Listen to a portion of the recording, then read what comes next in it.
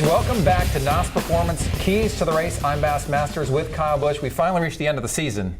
Homestead-Miami Speedway. It's been a long year. It has been a long year. You go there once a year, the end of the year. Yep. So tell me about this track. It's almost like, There's a track in Miami? There is. Oh. It's a little bit south, I think. Okay. What's it like? What's this place like? Got progressive banking on it? Yeah, it's, Homestead is not our typical racetrack because it's not D-shaped. You know, we're used to all these D-shaped racetracks, and Homestead has 2 straightaways and 2 corners, and yeah, they're progressively banked. So it's a racetrack that's lended itself to some pretty good racing over the years. You know, guys that like running the bottom or guys that like moving up to the top and getting the momentum for the straightaways and everything there. So certainly for me, the first couple times there, you know, I wrecked before I even got to the dark.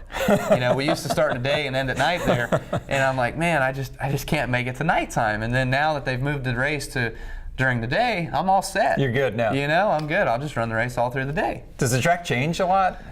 No, not now. It used to a lot. You know, that's what I mean by I used to wreck before it got night. I would actually always wreck like right around dusk. You know, I would start.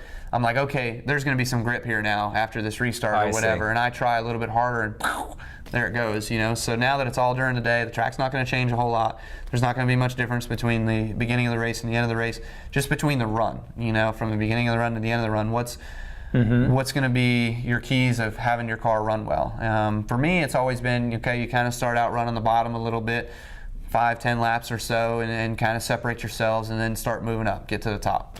Now, at the end of this race, championship's going to be awarded. So how does that change the feel going into the day, in the garage? How's that going to feel? Yeah, I mean, the biggest thing that you look towards is just making sure that you can keep your emotions in check. You know, the nervousness kind of sets in, you know, the butterflies and everything. It's almost like winning. It's 10 times worse than winning a race, you know. So all that's going to be there, of course. So you want to make sure that you know, you've got an easy day, things go well, and you know, you work on your car with your crew chief and just do all the best things that you can do to worry about yourself and get yourself the best finish you can.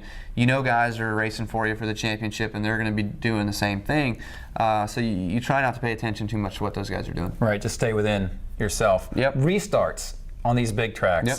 You know, trying to pass cars is tough. You can pass them on pit road, and then you can pass them on restarts. It seems like these days, everyone's getting pretty aggressive on the restarts. How do you approach your restarts on these big tracks, especially now you get to a Homestead, last race of the year, a couple restarts towards the end of the race? They're going to be big moments. There are, and there's going to be some big moments, you know, and the biggest thing with restarts is the way the rubber lays down on the racetrack too. It blackens up the racetrack so much, and then when you throw the caution, we pick up some of that rubber, so we kind of clean the racetrack. And when you go back green, how wide is that lane? You know, because you don't want to run back in that rubber again. It slows you down too much. It's about 2/10 slower to run in the rubber. So for us, you know, if you can restart out front, that's awesome. Obviously, if you're restarting in the back a little bit, do you go 3 wide and do you go and run through that rubber and try to pick up spots, or you just keep it cool and pick your positions up slowly? What do you do? Well, when it's towards the end of the race and the championship's on the line, you got to do what you got to do.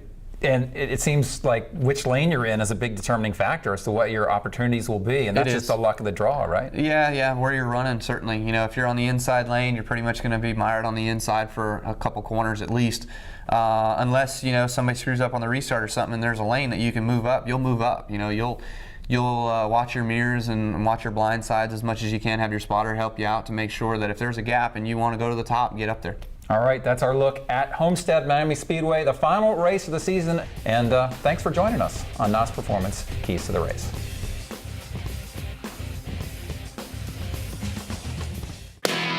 Rowdy.com. Say it like it is. Say what like it is? Rowdy.com.